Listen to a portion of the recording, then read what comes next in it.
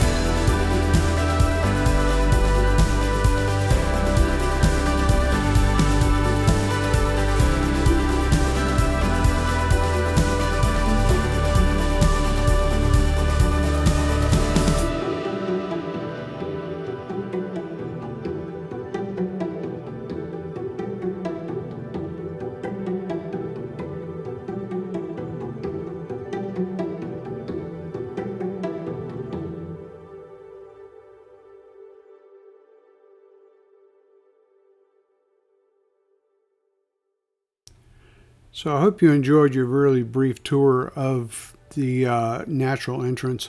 There's so much more to see than we demonstrated here. We just didn't think to get enough pictures.